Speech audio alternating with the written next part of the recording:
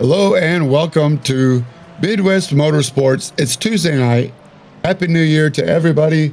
Hope you had a great new year. We're going to start 2024 off down under Mount Panorama, Bathurst Circuit. One of everybody's favorites. If not before, it will be after this because we're going to have a great GT4 race tonight. I'm James J, joining the booth with Aaron Holroyd. Aaron, I think this is one of your tracks too, right? Oh yeah, this is definitely a favorite track to run in, and I'm actually jealous he's going to get the run here tonight. A lot of fast pace and a lot of twisting and turns coming for these drivers, so they got to be extra careful tonight for the race. They don't want to get any extra incident points in their license. Yeah, sure thing. These GT4s are cranking them out this year. We are deep into the season, winding down. We're definitely on the downhill slide. We are going to have two drops still, so it's a little bit hard to tell exactly where everybody is in points. But on the AM side, we'll start with the AMs. Sam Hubbard has a 229-point lead. Again, this is without counting the drops. Everybody's going to lose their two worst performances. David Wortman, currently third. Michael Odell, Dan Gish, Taylor Montague, sixth. Dustin Reinstedel, seventh. Christopher Hopper, eighth. Don't count any of them out. Aaron, you want to go down the pro list? Yeah, the pro list right now, we still got Max Bauer. He's got a commanding lead, just shy of 500 points over Jason Phillips. And Joshua Blum is sitting here in third, just in front of Steve Hansen, who's got 200 points separating those guys. And then Justin Taylor is sitting in top five. Awesome. Again, they're going to drop their two worst performances as well. No surprise, Max Bauer, welcome back, Mad Max, puts it on the pole after missing Chicago. So that's going to be one of Max Bauer's drops. Brian Coxon in the McLaren qualifies second. Shout out to Shea McNeely, the highest running Porsche right now, qualifies third. And Jason Phillips right behind him. Actually, it looks like they were almost tied as far as lap times go, third and fourth. The first AM driver, Michael Odell, is in fifth. Adam Alexei, congratulations, qualified sixth. Justin Taylor, seventh. The second AM is Justin Glickner. So shout out to Justin Glickner. Francis Faustino in the Pro Series qualifies ninth. And David Wortman qualifies 10th. 23 cars tonight, not including the pace car. I hope we don't need them. Josh Watt is going to run race control. He's doing a little driver's meeting now, telling everybody that all 4X and above will be reviewed on the first lap. After the race, there will be a review, so everybody keep it clean for the first lap, and then we can crank it out for 1 hour. We're going to go green for 60 minutes. I expect one pit stop. I doubt they'll change tires, so we're just stopping for fuel. And Max Bauer and the Aston Martin on the pole. Aaron, what do you think we're going to see today? Well, we got a long track here, 3.8 miles, so just shy of 4 miles, and we have as many turns as we have drivers, so it's going to get pretty crazy. This is home of the Bathurst 1000, so we fortunately don't have to watch them race this long tonight. It would be fun and entertaining to see. But Max is back for this race, and I'm sure he's chomping at the bits to get back racing. He missed last week's race, and Jason Phillips came out with the victory there, so he's going to try to back that up now that Max is back and qualifying fourth, so he's going to be just shy of 1 row from him. So he's looking to get these points back up and put the big-ass fans Porsche in the top spot. That's right. Jason Phillips there in the second row on the outside, rocking the black livery. He's got a little more yellow in it this week. But Shea McNeely in the blue and white Porsche sharing the second row. So Max Bauer in the purple Aston Martin has got control of the start. Brian Coxon in the blue McLaren on the outside. There we go. Thanks, Colin. Colin Huffman working the cameras tonight. So thanks, Colin. Shea McNeely goes deep, looking inside Brian Coxon for the first turn. Definitely ends up in front of Jason Phillips. So here we are. This is the long straight. Justin Taylor on the cool down lap. The straights are long enough you can eat your breakfast. So as they go over the little crest, into turn 2. All these corners have names. Aaron has done some wonderful research. We're going to learn more about this Bathurst track. Turn 2, and then turn 3 coming up. You can see how narrow the track gets. Those concrete walls get real narrow using all the camber, the advantage on the inside of the turn. We're riding with Jason Phillips. He is the yellow dot in the track map up above. The pros are in blue, the amateurs are in red. So here we are, cold tires, remember. This first lap, you have to use all the track. So watch the guys use all of the entrance and the exit and the apex. So you're going inside and out of the curbs using all the track left and right. Here we go, it's gonna be single file through here all night. You gotta be really brave to try to make a move in here. The idea is to not lose space and not run into the guy in front of you and push him into the wall, which could create a complete blockage. We hope we don't have a need for the pace car, but we might, safety car, I mean. And here's another long straightaway as we go down the hill into the chase, which are the last couple of corners. Aaron, you want to bring us through the rest of this lap? Yep, so we're coming up to what's known as the old name of it used to be called the Caltrax Chase, which used to be a sponsor of this track, but since they've been dropped, now they're just called the Chase. So these guys have three turns of Navigator all at once, turn 20, 21, and 22, which is a long run off to the dirt area, which leads them to get stuck in the kitty litter. So these guys want to keep a nice tight line there and use all the braking they can. Coming up to the last turn, which is Murray's Corner. Got a story about that later on. So this is going to end us up on the end of lap 1, as we still ride with Jason Phillips here, bringing us home in 4th place, and that is your 1 lap of Mount Panorama. 2 minutes and 16 seconds for 1 lap.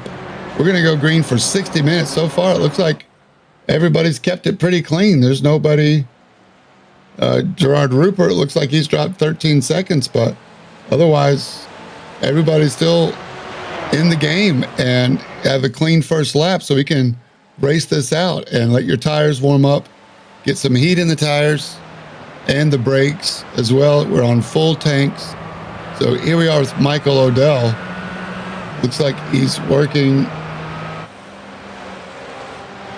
He got by Jason Phillips. So that is a pass for position for 4th.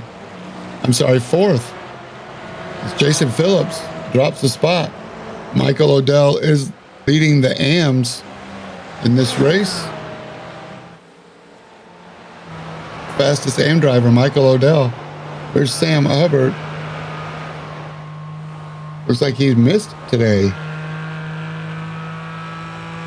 Sam Hubbard.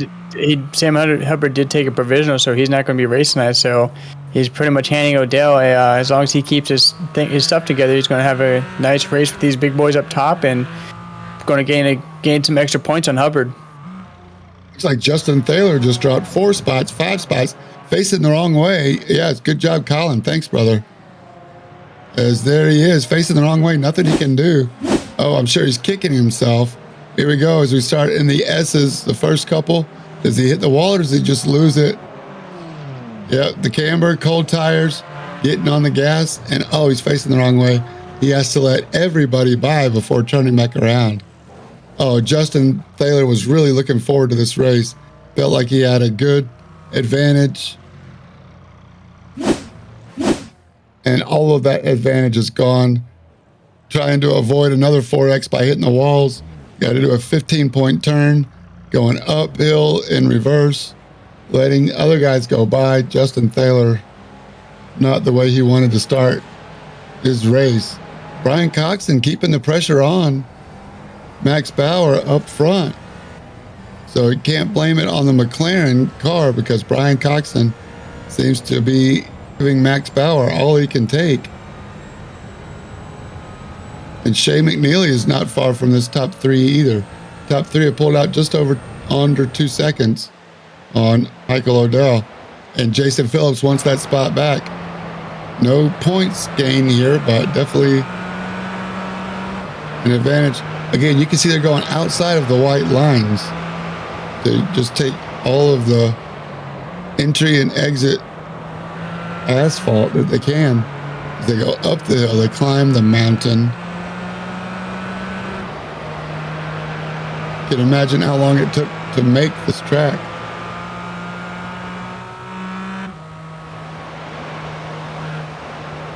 What else are you seeing, Aaron? What am I missing?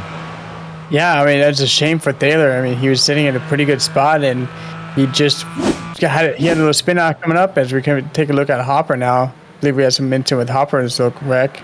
This come up to the last turn. That's Murray's corner, and just going to get the power down too much and put it right into the Repco barrier. And unfortunately for him, it's a bad place to go off because nobody's going to see him coming around that corner, so he has to wait till everybody goes, just like Taylor did. But, you know, Taylor's instinct was terrible. I mean, he kind of went in there, braked a little hard, and tried to save it from going one way and had to overcorrect it. And overcorrect it now as we see Jason Phillips going to the inside. He goes to the inside right now. It turns into the outside into the chase. So he's got the drive. He's got the draft off Odell, taking that spot back from him. You got the kink and then the left-right chicane. So make that a pass for position. The slipstream and long braking zone is exactly what racing needs to create passing.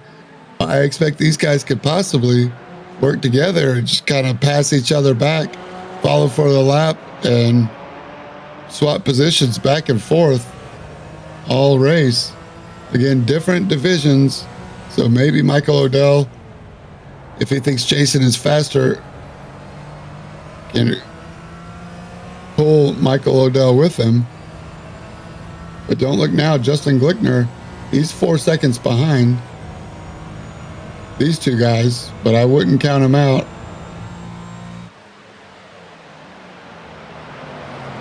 Here's the race to the lead. Look at that. All three putting the pressure on. Sorry, Aaron, I didn't mean to cut you off.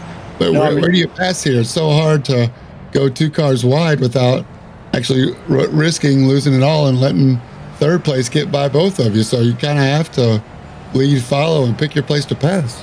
Yeah, there's not a whole lot of passing opportunities here. You just got to hope that if the car in front of you makes a mistake, you're not directly in their path of eating them up, as we saw with Taylor earlier. So that spin out, you know, it catches people off guard. So these guys kind of have to file in here and, you know, see if they can, right? There's like one chance where somebody could push wide and you can maybe take the inside, but it's going to set you up for the S's. And, you know, this is a lot of this downhill sections is a 1-lane passing zone. So they're going to kind of have to follow each other and stay as close as they can coming out of the last turn before they get to Forest Elbow down Conrad Straight, and they're going to get as much draft as they can. And drafting is going to be the big helper for tonight's race. You know, you want to be on the bumper of the guy in front of you if you want to make a pass right here. Here he is. Let's see if Brian Coxon can get in the slipstream of Max Bauer. Shea McNeely not far behind either, so absolutely amazing. Here's what I call the kink. I'm not sure it's part of the chase, but then the left and right. Why do they call this the chase, Aaron? It was just a name that came up a long time ago. It was called the Cow Tracks. What was it called? One more time. It was called the Caltex Chase, which was a big oil giant back in the early days, and once they dropped that oil company for sponsorship, they just kept the latter part of the name. So it's just called the Chase, and so far that's what it's been named after, and it hasn't changed very much since then. Roger that. It's like Dan Gish and Taylor Montague are having a good battle for 10. In the AM division, maybe we can follow them. There's Dan Gish in the white Aston Martin, and Taylor Montague in the AMG Mercedes colors, going through turn 1 and looking up ahead at Steve Hansel in the all-black 24. Dan Gish in the slipstream as the leaders, back with the leaders now. Going up, and like I say, from here through Skyline, should be flat out. I'd love to see it in. Yeah, there you go. You can really take a look at the track and how the track cambers on the apexes.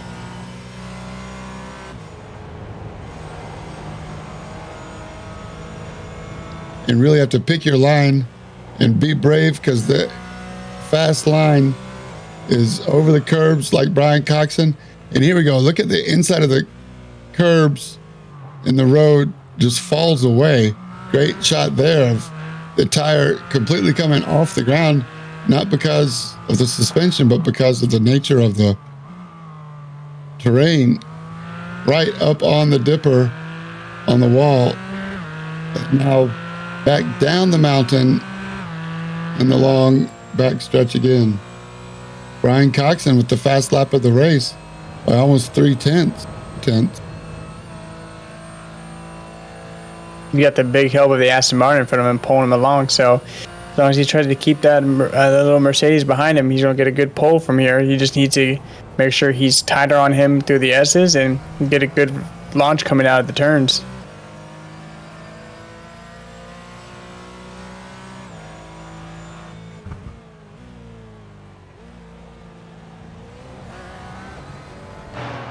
About 3/4 of a second, almost a full second. Here we are with Dustin Reinstedel in the FedEx Porsche, looking up at Adam Alexei. Going through the chicane. Also, as we go through this, I want you to note the pit lane entrance after this Armor All bridge on the left, and there is a left-right chicane at the entrance of pit lane before you dive in. So I expect there to be some gain or loss of time as they start the pit cycle. That's in at least 20 minutes, maybe more. It's an interesting track layout. I don't know why. I would want to try to find out if I can get the old Google machine up and try to find out why the pit entrance has a chicane like that. I mean, I know it's all about slowing cars down, but that's a little different. It's like a wide open chicane for these guys.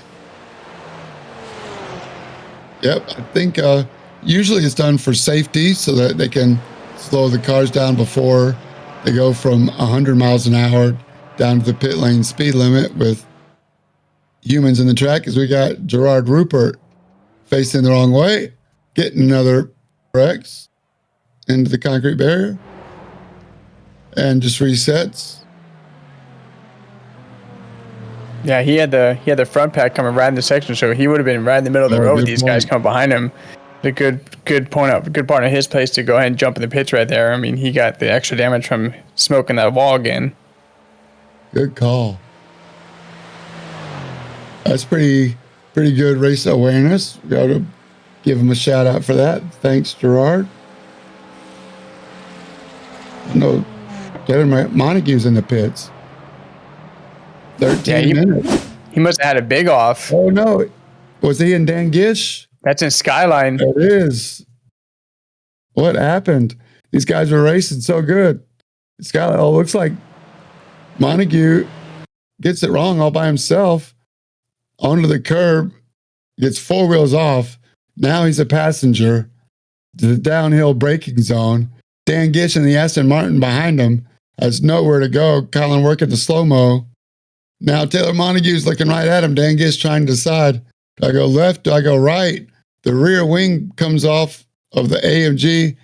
Dan Gish barely gets by, but now he's got so much speed and momentum. Does Dan Gish keep it off the walls as he gets by? Oh, how close. That could have been a lot worse for Dan Gish. Now let's see if Dan Gish saves it as he completes his lap. Tries to stay on track. So far, 0x for Dan Gish. All right, nice work. Dan Gish and the Aston Martin keeping it clean. That was some handiwork by Dan Gish. I know he was working that wheel to keep that car on track. Can you imagine the pucker factor on that one? Oh man, he would have been puckered up for sure. I know I would. Good job, and good job for Taylor to try to keep it straight or do the best that he could backwards. And here's that section right there where they just had the incident. So Max Bauer, Brian Coxon, Shea McNeely, 1, 2, 3, the running order. They have definitely pulled out about a 4.5 second gap to fourth place, Jason Phillips.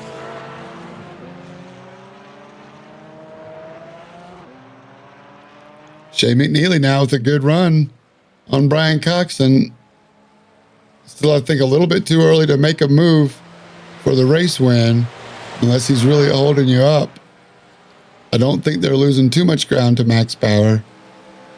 Max Bauer just continuing to stamp his authority on this GT4 season. Max Bauer Here's Shea McNeely, sees an opportunity, goes 2 off. Driver's left, going around the chicane.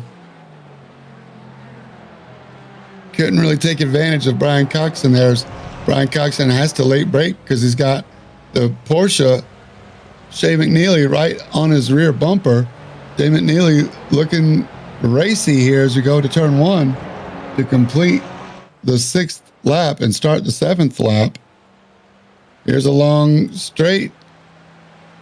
Jason Phillips has pulled away from Michael Odell behind, but Brian Coxon in the black and blue McLaren with Shea McNeely in the blue and white Porsche behind in the slipstream, riding along with him. Does he pop out for turn 2? Nope. Now we're headed back up through the cutter up the mountain. Oh, Jordan Nissen having a bad day.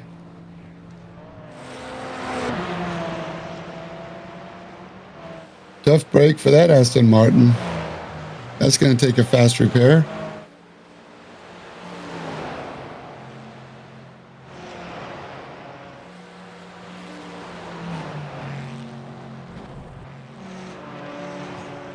Back with the leader.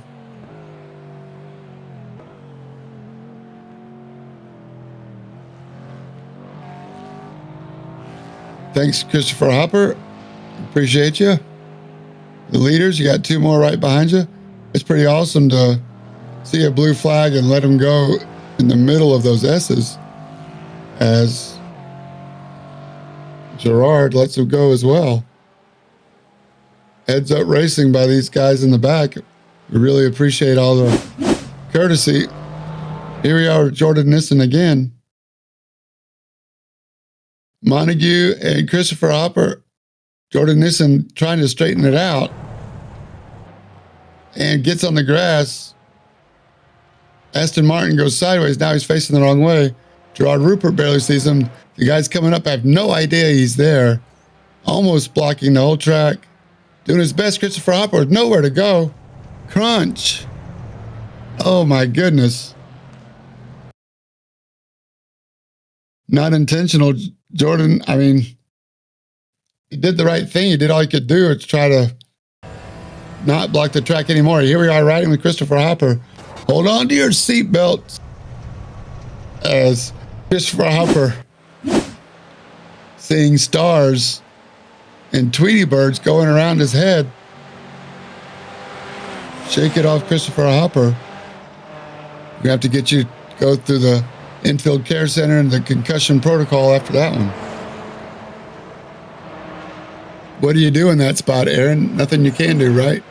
I mean, I would hope that on the track there should have been some sort of a yellow flag, and at that point, you know, with it being a really tight and narrow track, you got to be a little bit more aware of what's coming on and, you know, the speeds that you're carrying up this section. I'm not trying to put any blame on the driver. You know, Jordan did all he could was staying put and knowing people were coming, and just unfortunate that Hopper didn't see that in time and didn't react fast enough. But caught the tail end of that, and now we see, you know, Brian Coxon has gotten passed by Shea McNeely now. Did. Yeah, so I mean, I would just be more aware of the yellow flags. It's just hard to call that when it's in the middle of the track. You don't know where the driver's going to be at, so you kind of have to be more aware of the situation and hope the guy behind you is following your awareness. There it was in the chase. Shea McNeely got by Brian Coxon after being in the slipstream. It must have been right after Christopher Hopper and Jordan got together, but looked like Gerard Rupert was just up ahead, and Brian Coxon trying to figure out exactly where he was going to go. May have hesitated for a second as they come out of the dipper onto the back stretch, and that was the opportunity that Shea McNeely needed to get in front. Let's see if Brian Coxon can stay close to Shea McNeely and fight to get that position back. But it definitely gave Max Bauer now almost 3 seconds. They go side by side through the chicane there. And it lets Jason Phillips now get within a second and a half of the leading trio.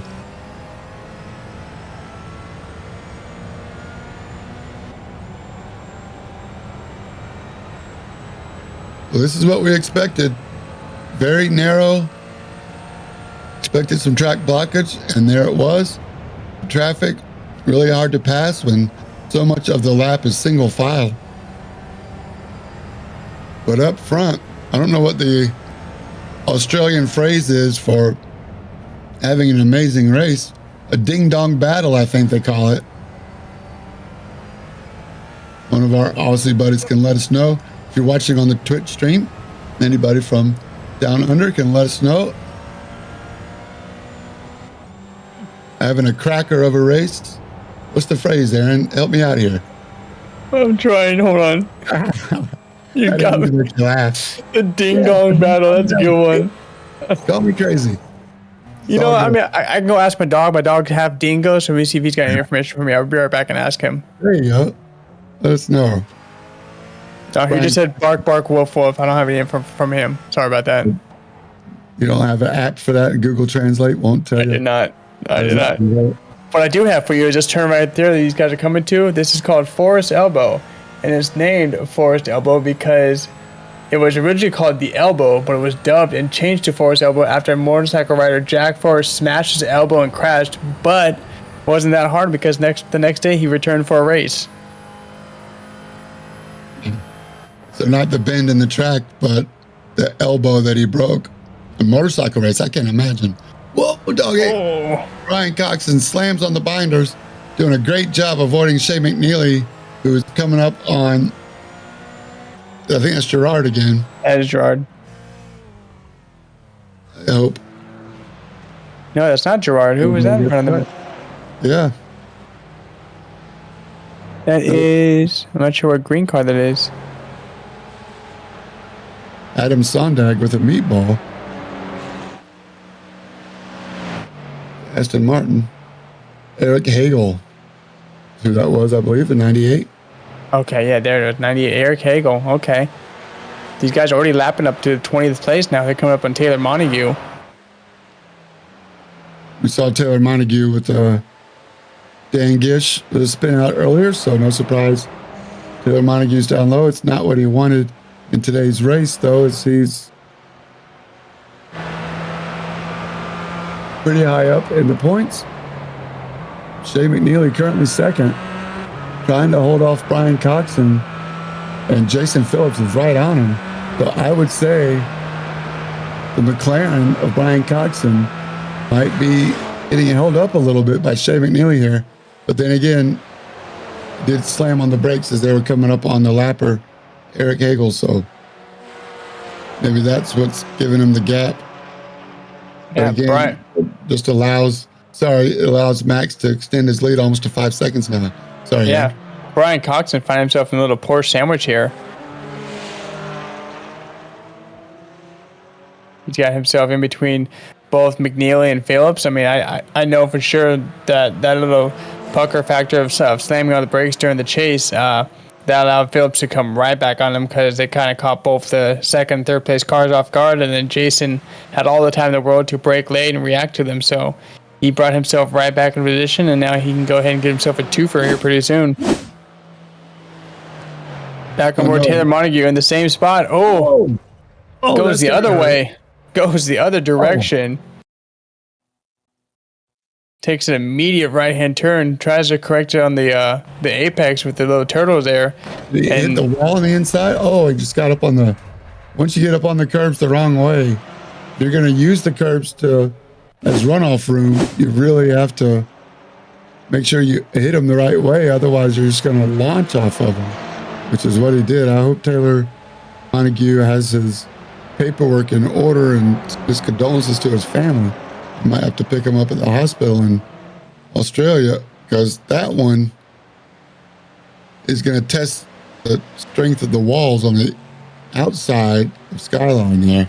Here's Brian Coxon looking racy on Shea McNeely once again. Jason Phillips has a front row seat to the battle for second. Closest fight on the track right now. This is second, third, and fourth. All pros. And Max Bauer up ahead, out of the camera shot. Brian Coxon picking his point. Coming up on pit stops, 25 minutes down. Almost 26. I would think this would be a fuel heavy track. 42 and 16.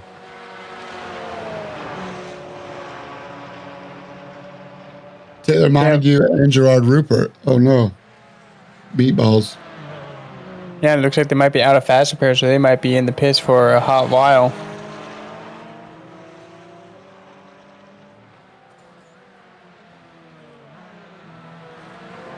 Yes, pit stops are starting. Justin Thaler, first one to make the stop. See if he can undercut. We got somebody else coming in. Oh, Gerard. Here's Shea McNeely. He's got the yellow dot on the track map up there. Thanks again to Colin for working that out for us. Everybody in the blue is a pro. All of the red dots are AMs. The yellow dot is who we're riding with. So we're riding with Shea McNeely, currently second. Looking up ahead. Nice. Thank you, sir. Yep, that was a 21 of Jordan Neeson. Thanks, sorry, that Jordan. was the 21st place card. Jordan Neeson, number 66 in the Aston Martin. As the guys, some of the guys come out of the pits. So it looks like they're takes almost a whole lap. Let's look at pit time. On the timing, 53 seconds for Adam Alexi. 27 seconds for Justin Taylor. As Brian Coxon and Shea McNeely side by side with Jason Phillips. Oh my gosh, what great racing to go side by side through turn 2. And so far, everybody's holding strong. Shea McNeely does not lose the spot. But man, that was the braking zone into turn 2. And then to go side by side, a lot of spatial awareness, put in that field of vision, FOV to work there, knowing where your competitors are.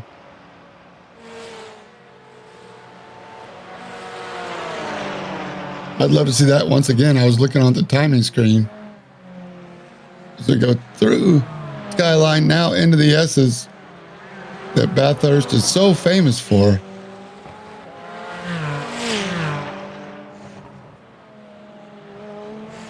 Jason Phillips now can sniff the backside of Brian Coxon, who touches the wall on the exit of the long straight. So Jason Phillips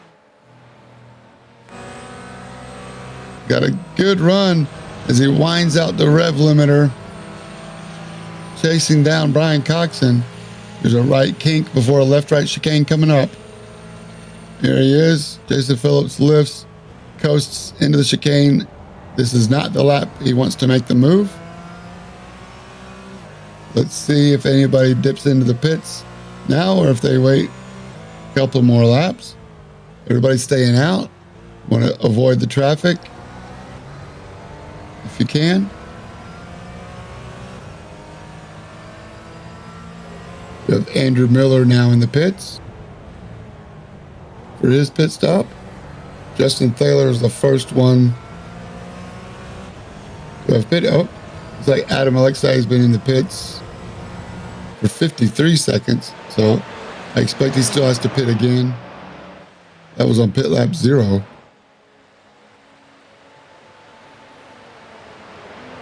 Pit lap 11 for Thaler. Andrew Miller's on his way out. Here we go again. Shea McNeely blinking at Justin Thaler.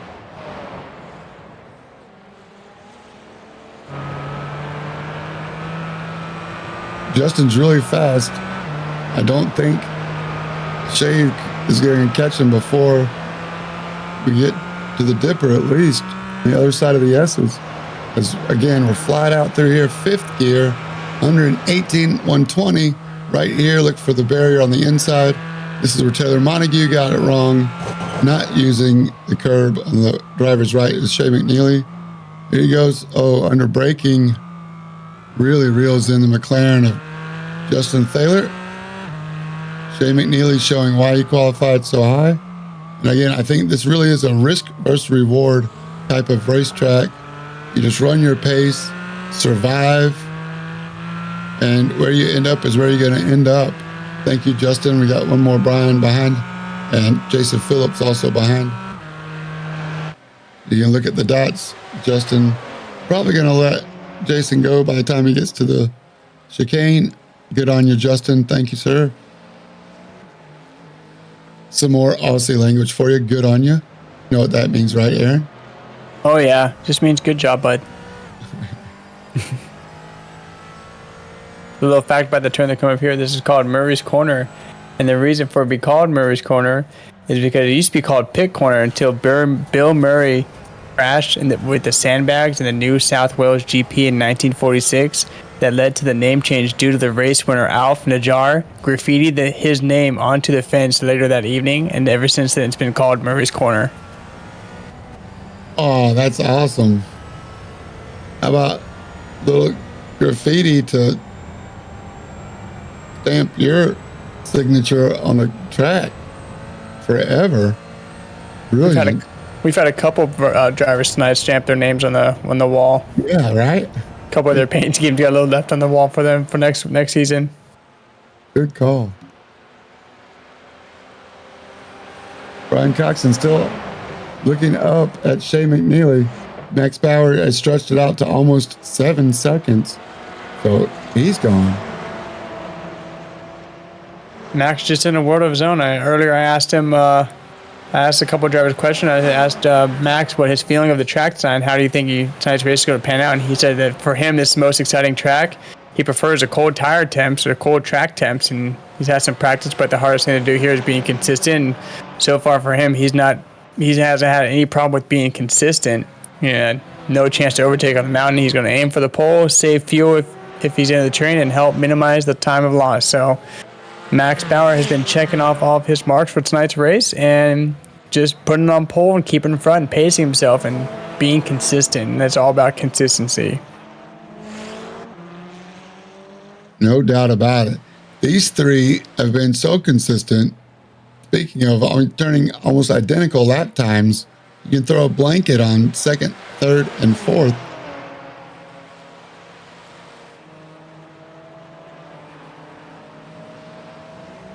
These three working in this train right now, they've pulled 16 seconds on Michael Odell. So it just shows the capability of working in the draft train. Odell's kind of by himself right now. He's got 16 seconds behind these guys and 8 seconds in front of the second place AM driver Justin Glickner. So Odell's just trying to keep his pace going and worry about his race and hope that he doesn't get caught up with other drivers. Yes, Michael Odell, again, first of the amateur drivers.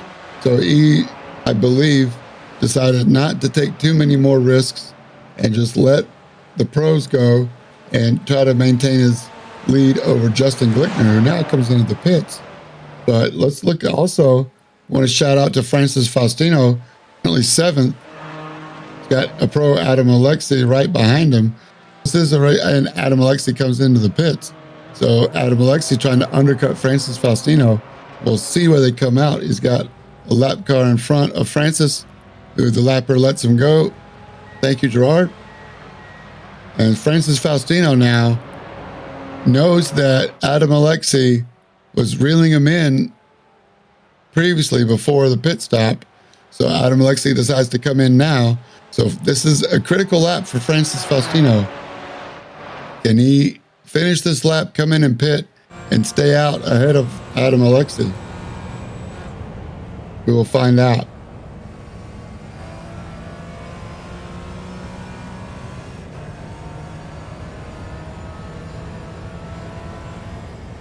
Francis Faustino sent me a message earlier this week and said he didn't feel super confident at this track and that he's just going to run his own pace, which is exactly what he's doing.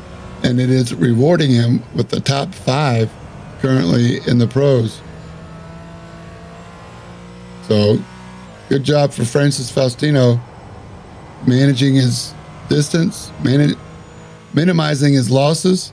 He It's a little bit early for that apex, but corrects and finds it again. Again, all these blind crests you can see, especially if you're not super familiar with this track, that it is very difficult to find a rhythm that is fast and consistent without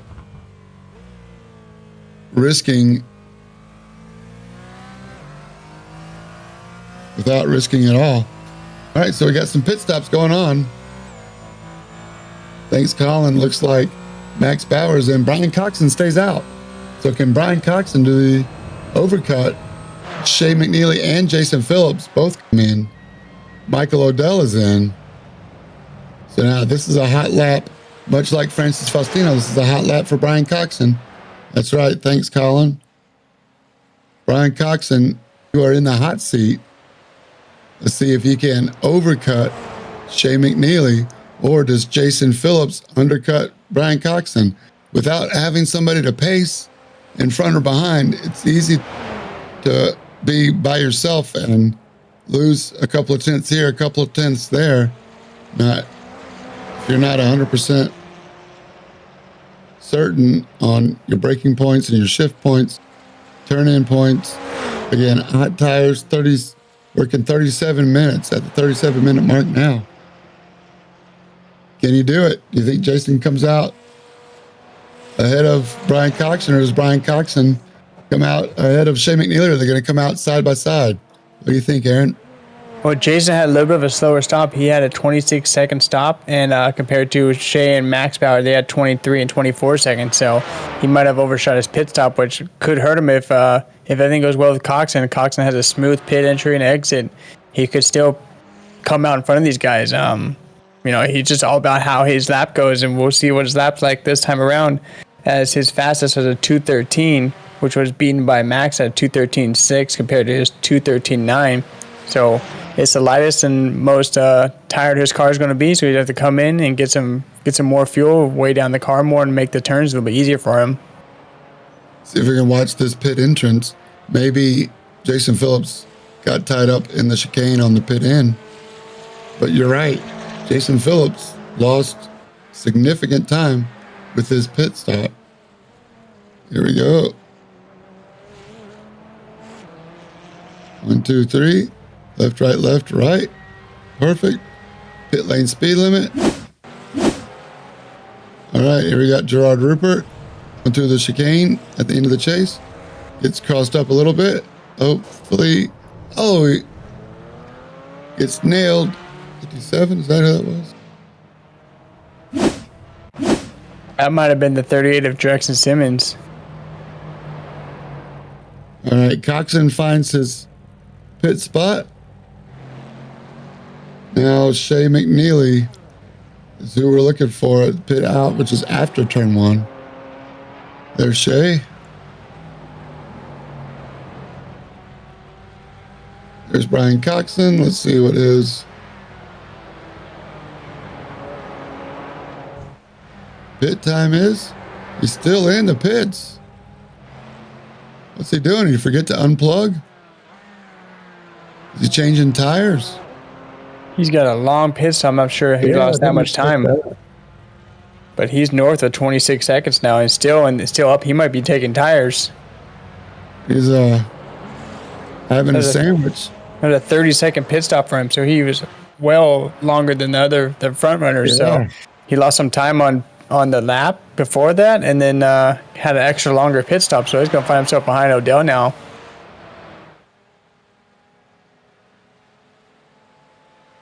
Maybe he wishes he didn't have that Vegemite sandwich for lunch before the race.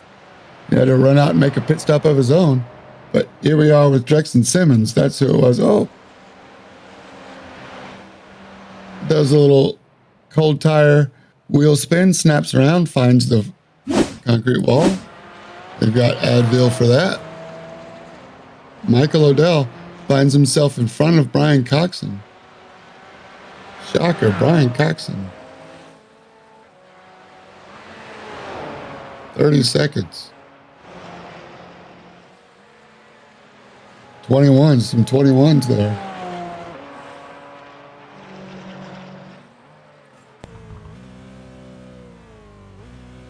Adam Alexei, 2 spaces gained after that pit stop, as Francis Faustino holds down 9th place overall. So Francis at a 25.7 second pit stop, compared to Steve Ansell's 24, and Adam Alexei's 21 seconds. So really surprised Brian Coxon took tires. Let's see if he's going to reward him at the end of the stint by having fresh tires, able to push once he gets a couple of laps on him and warms them up.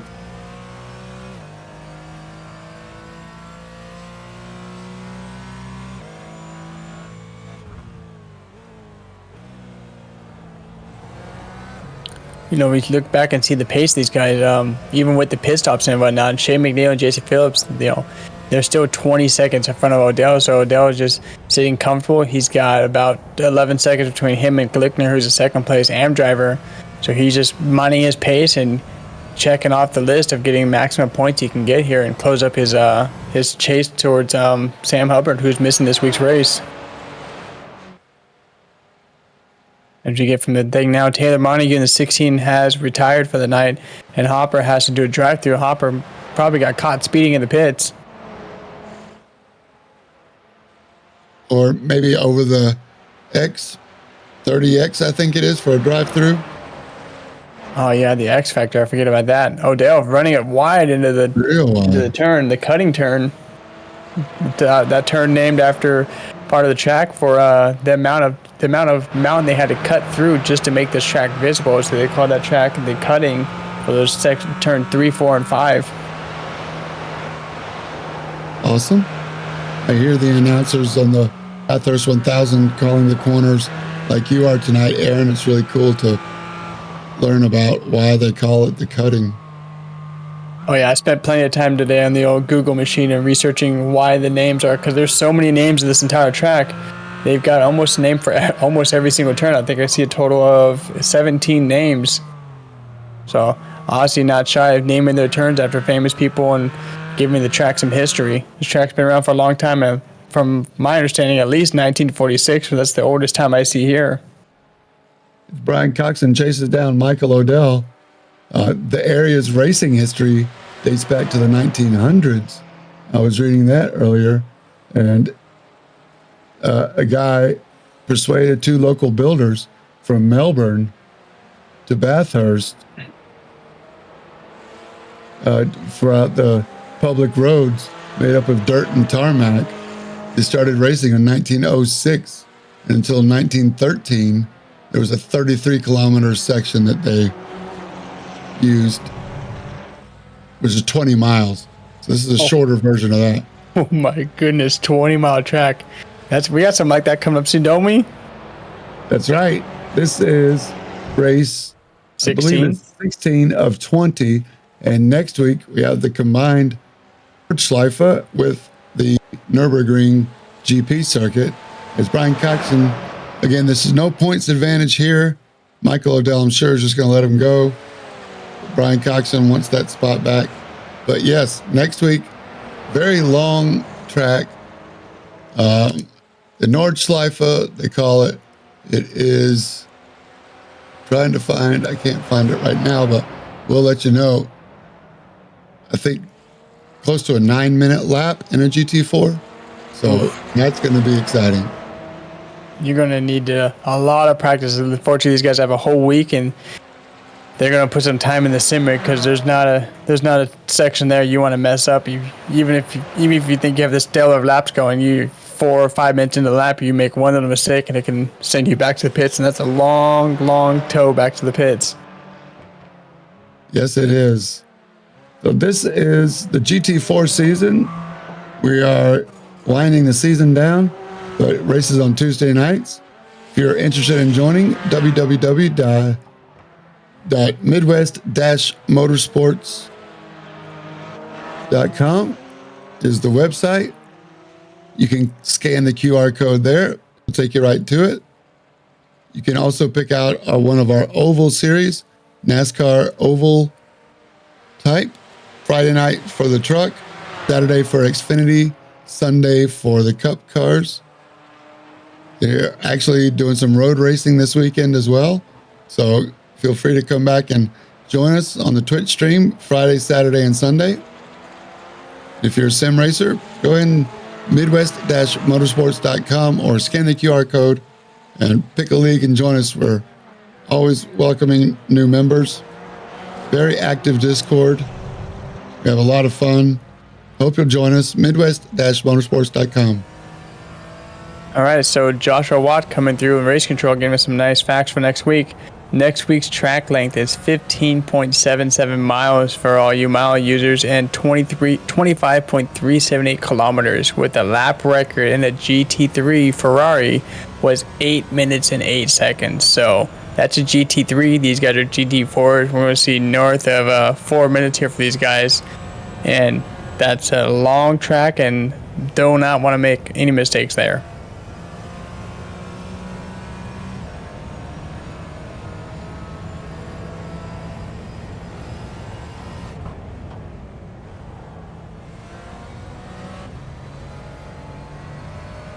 Twitch.tv/Ribbonvale.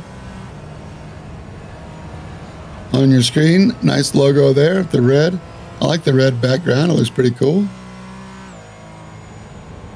Thanks to everybody for joining us on Twitch. If you're watching a replay on YouTube, go ahead and give us a like while you're here. So, oh, it's Brian Coxon goes off. That's the Taylor Montague Skyline. And Brian Coxon testing the Midwest Motorsports lawn service duties once again. Ooh, that was close. I mean, he hit the curb just right to not throw his car too sideways, and just the right amount of steering and throttle input to keep it pointed in the right direction. That could have been real ugly. Yeah, fortunately for Brian, he had his wheels turned just enough to where he was able to grab some more of that grass. I noticed earlier in Taylor's incident, he kind of hit the turn more straightened up. His wheel was turned, but the entry he had in the car is what set him straight off, because he had no wheels on the ground when he was hitting that curb, and Coxon just had enough angle on it to keep his car turning the direction he wants it to go.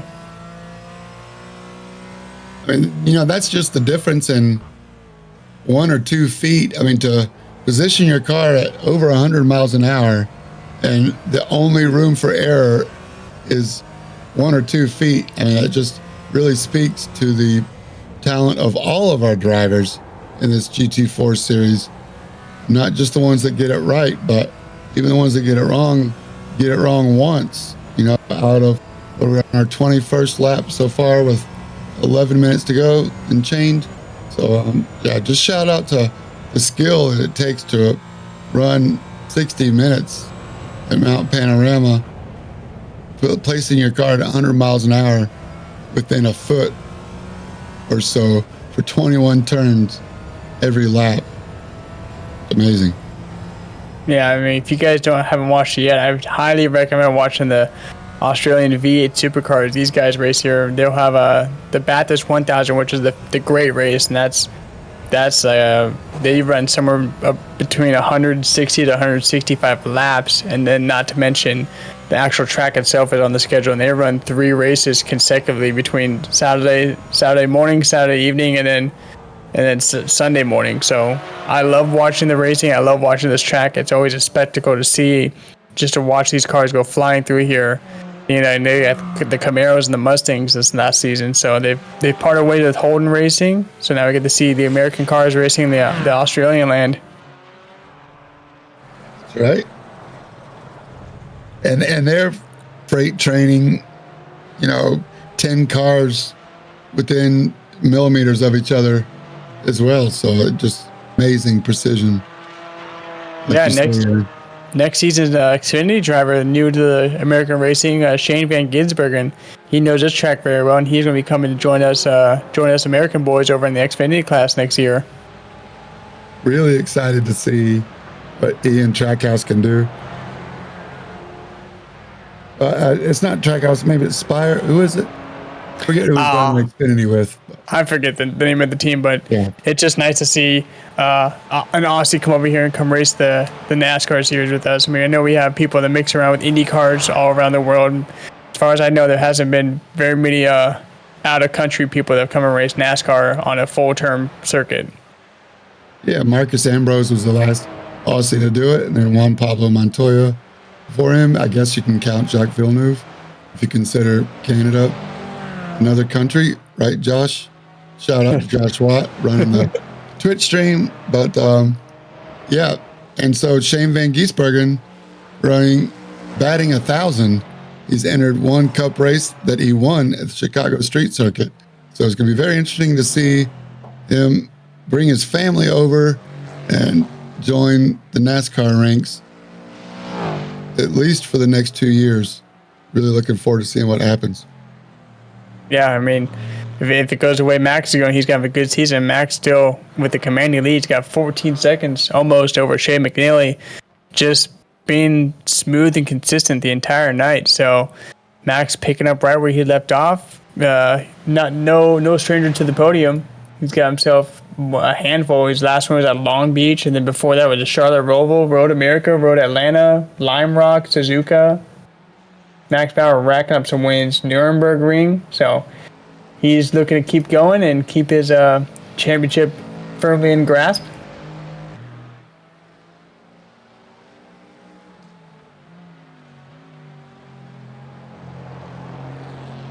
Once again, putting the smack down on him. Nobody's got anything for Max Bauer. Like you said, 14 seconds to Shea McNeely. But Jason Phillips doing a great job with a strong podium here. He'll take those points.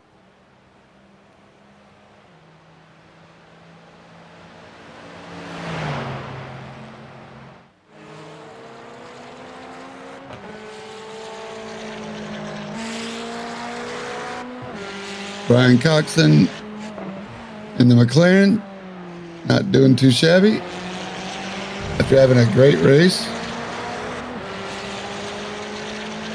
I'm sure if we told you before the race that Brian Coxon would be fourth, you probably wouldn't be too happy, but after the couple of close instances and the great racing, you probably would take it. I'll tell you who's going to take what he's had now. Jason Phillips sitting third place as Coxon had his troubles earlier in the pits. Asking earlier Jason Phillips, and with the race win leaving Chicago, how do you feel like the chances are the very fast and twisted track? And his response was that he feels good and confident with the car on the track, and his biggest fear is he's getting caught up with traffic ahead of him, possibly someone making a mistake going up or down. So he's avoided that, and he absolutely loves his track, and if we can survive the first trip up and down, it should be a good race. So there's a few fast guys, and he knows Bauer's one of them, and Shea has pulled up 4 seconds on him. So looking recent times, Phillips is just shy of his timing marks, with his last lap being a little bit slower than Shea's, but he's still got roughly, I would say, about three laps given the time, and if he can put this 4 seconds into less and get the slipstream of Shea McNeely, put this thing on second place.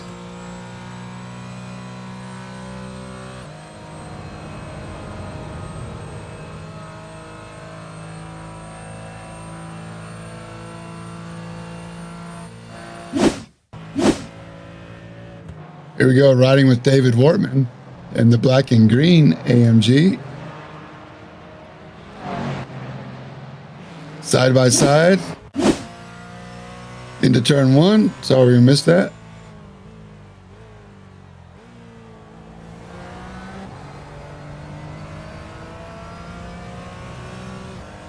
May have been around a lap car. Yeah, just the little SDK blinking notifications might have made it look like he crashed. That's what we're getting shown on our display, and nothing happened there. Once again, Francis Faustino, Steve Hansel, only 2 seconds apart from each other, and David Wortman another 2 seconds behind them as we're coming up on just over 4 minutes to go. Christopher Hopper not doing too bad either, considering his earlier shenanigans, hanging in there, back on the track, running all his laps. I know that Christopher Hopper's got a new addition to his sim rig, thanks to Santa Claus, with his kickers. Santa Claus didn't give me no kickers. Yeah, the rumble factor, right? Tell us more about that, Aaron. Oh man, the rumble factor, that totally changes the way you drive and how everything feels. I mean, every time you get on these little red and white bumps, you're gonna have the right, whatever side your car is hitting at, you're gonna feel that side of your body shaking. And I know that just amps up for the mountain. Hopper getting to the side of I believe it was Jordan Neeson earlier. I'm sure those butt kickers were super active then. You probably need some Advil in real life for that one. Yeah, seriously. I think the word that Ian Jason Phillips used was immersion, and you cannot underestimate the effect it's had on him, and hopefully just makes you feel more at one with the car, and again, can drive it as precise as you can, as precise as you need to. It hasn't paid results as far as lap time yet, but I would say that this Mount Panorama street circuit, these last 4 or 5 races have all been street circuits and a real test to the GT4 drivers. Street circuit back to back to back to back, and pretty amazing for the schedulers to do it. We go next week again to a natural road course, but again almost a one-off with the length of the track, the Nordschleife, North Loop. So looking forward to that. I hope you'll join us. You're going to come back next week, right, Aaron? Oh yeah, I'll be here. I'm not going to miss Nordschleife for the world of it. Awesome. Well, let's not forget about the AM division right now. Michael Odell, after showing some real speed earlier, has managed the gap, should we say, and he's 20 seconds ahead of the nearest rival. So Michael Odell stamping his authority while Sam Hubbard is out. Michael Odell's going to take all the points that he can get. And the Red Bull Porsche that we're riding along with now, going through turn 2, looking up ahead at Brian Coxon, who's not pulled away at all. 2 minutes to go, so this might be this lap and one more. Max Bauer's up ahead. So all Michael Odell needs to do is stay focused for this lap and one more, and we'll be talking to him in the booth after the race, I hope. Yeah, Michael Odell doing it for Dale, man. Do it for Dale, he said. Worked really hard at it, qualified great, definitely earned it. Michael Odell showing us how to get through Skyline, and now the S's, timing the brake just right and the downshift, using the engine braking to help slow down. If there were points to gain, I think he would be putting pressure on Brian Coxon. Right now, bringing it home down through the dipper, finally get to catch your breath. So you go through the elbow, you said? Yep, Forest elbow down Conrad straight.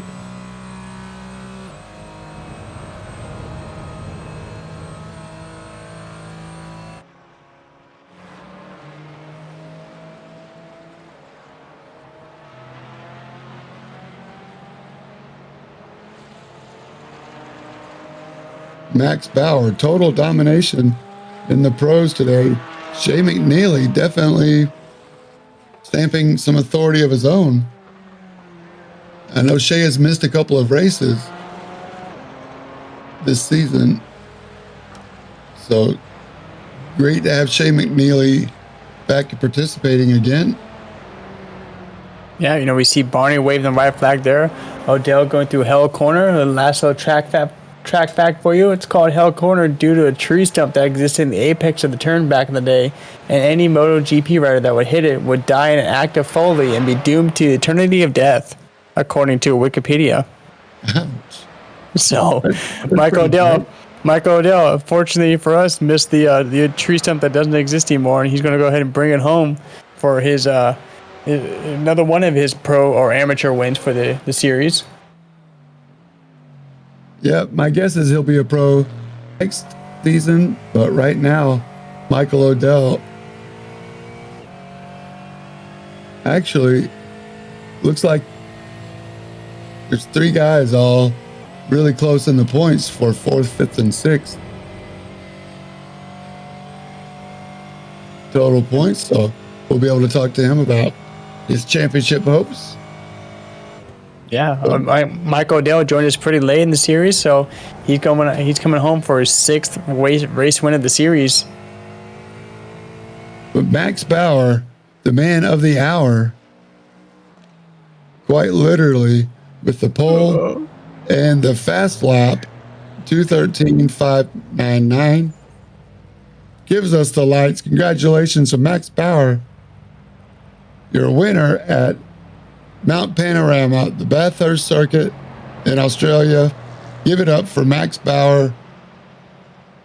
The purple and black Aston Martin puts the smackdown on his GT4 rivals. Shea McNeely's second. Jason Phillips finally comes around in third.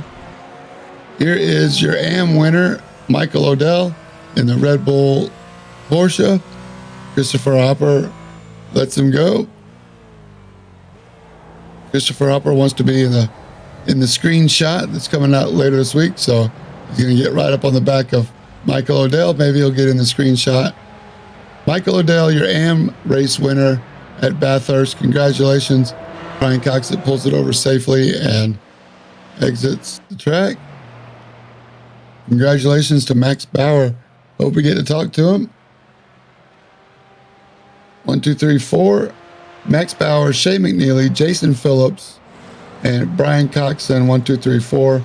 Francis Faustino gets 5th place. I like it. We'll see who comes in first either way. Jason Phillips going to do a victory lap as well. Well-earned 3rd place for Jason Phillips. In the AMS, Michael Odell, Justin Glickner, and David Wortman gets P3. Dan Gish, 4th, and Dustin Reinstedel, 5th.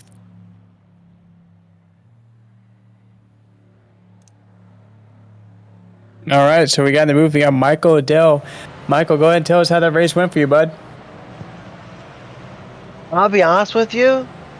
The first 4 laps, I'm surprised I didn't have a heart attack because I'm thinking I'm gonna have to upgrade this because I'm running VR, and it decided to lock up on me at the beginning of the going up the hill. That left-hander hairpin where you start climbing the hill.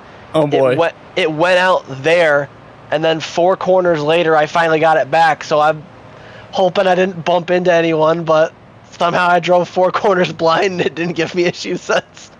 Well, that's some skill right there. I mean, I'm sure you put plenty of time on the track and kind of had some marks to go off. You know, with that race win, that puts you at 6 race wins total. That's just 1 shy of Sam Hubbard, and Sam Hubbard's been here all season. So, you know, we'd love to have seen what would have happened had you been here all season with us. And unfortunately, we get to have you come back next season. We hope so.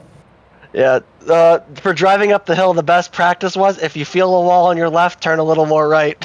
There you go. I mean, talk about going up the hill, man. We know it's a lot of one line there, and really hard to navigate that with all the traffic coming through and making sure you don't come up too hard in front of somebody. We saw a couple incidents with people with that tonight. How was your take into the hill? Honestly, going up the hill wasn't half as bad as down. Up the hill with traffic, it was easy. You could just, if you needed to brake a bit more, you had the hill naturally helping you.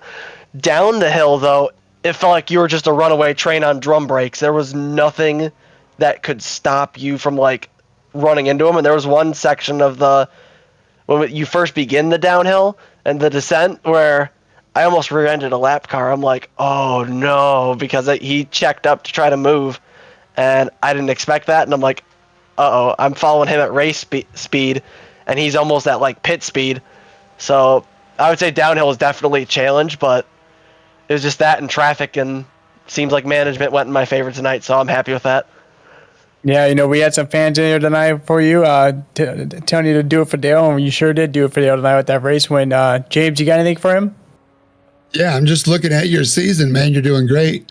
Michael Liddell, it's really been a lot of fun watching you come through the field in different races. I mean, the Charlotte Roval, you're having a great race. VIR, you won.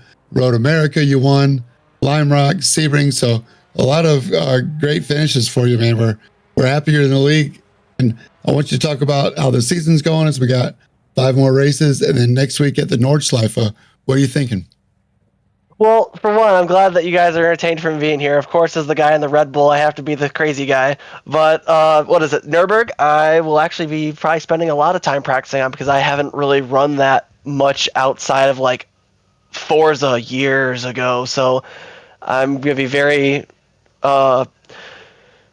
patient and try to knock as much rust off as I can on that track. And then hopefully I can bring a challenge and bring a little bit of spice to the end of the season with the maybe challenging P2, definitely P3, but it seems like Sam's got it on lockdown unless he just DNFs the rest of the season. But even then, I've already decided that even if I can get P3 at least, that's within reach, that would be an amazing season, especially with like how you mentioned earlier, how few races I've ran compared to the current top 3.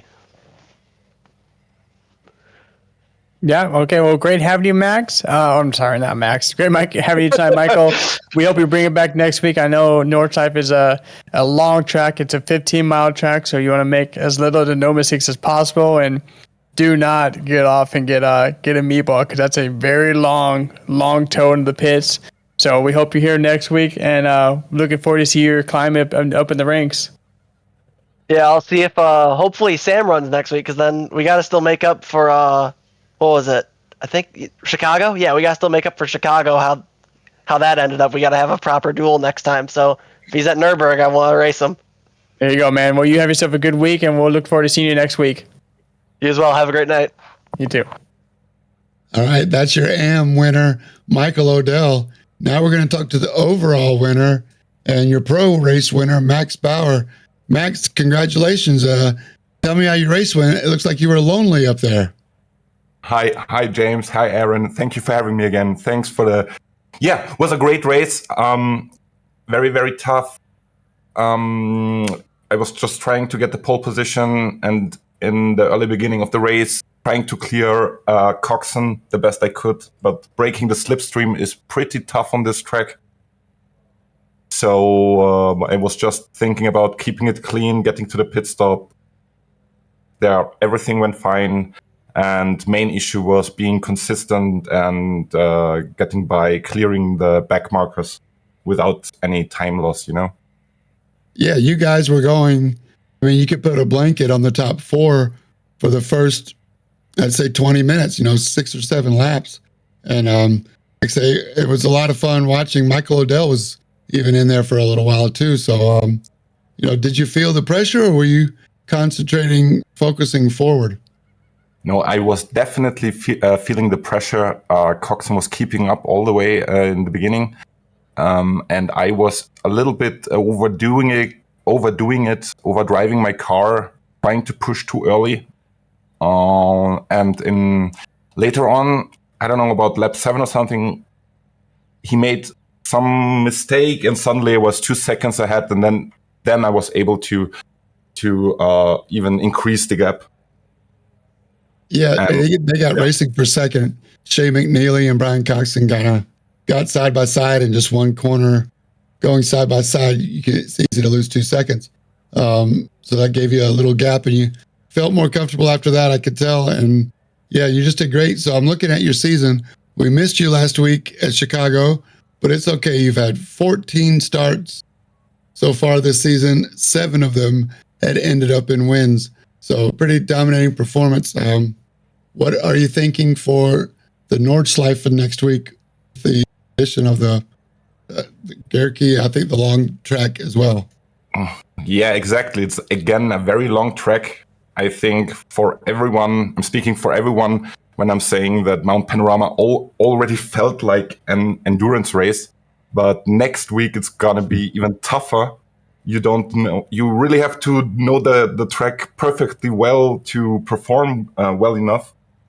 And I have to admit, I haven't been racing there a lot, but I love the track anyway. Yeah. Aaron, you got anything for Max?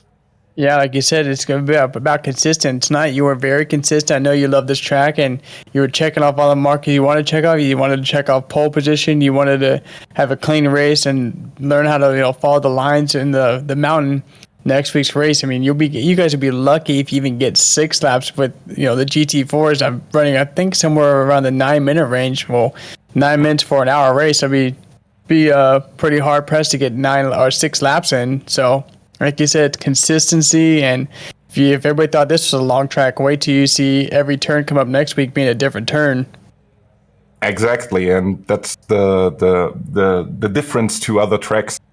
So again, being consistent is going to be key, or at least being damage free, even though you have the fast repair. But if you have, like, in the middle of the lap some incidents and damage, then you have to limp back into the pit, and then your race is pretty much over, I believe, if this is going to happen. So yeah. But Well, again, I'll say, good luck for next week. And, I'm sure we'll see you out here. I know next week I'd want to see a lot of people out here because it's a big track and this gives us more to call on. Exactly. Gonna be exciting, I bet. Oh, yes. Yeah, you're not going to want to miss it. Any shout outs before we let you go there, Max? Again, shout out to Johan. He was reaching out to me, and I hope he is going to rejoin the league as soon as possible. That door is definitely open for him. So we hope he's glad to hear that you're staying in touch with him. Thanks a lot. A lot of respect to you, Max. Good luck, and we'll look for you next week as we go to the Nordschleife. See you. Thank you. See you there. Congratulations. All right, well, that's a wrap from the Mount Panorama circuit down under. We got a long flight back to the States or back up to Germany. So we'll see you. Aaron, you got anything else before we wrap? No, I mean, I know we're looking forward to next week's race. I'm excited to see it, and we'll be here next week for Tuesday for Nordschleife. It's a very big, exciting race, and hopefully these guys are all keeping it clean tonight next week because it's going to be a long limp back to the pits. All right, so we'll see you next Tuesday night, 7 p.m. practice start, 7:20 qualifying. We'll look for you. You're not going to want to miss it. Don't forget, this is James J. for Aaron Holroyd. Colin Huffman working the cameras. Great job tonight for Colin. Josh Watt in the truck. I'm James J. reminding you to stay in your lane. See you next week from the Nordschleife.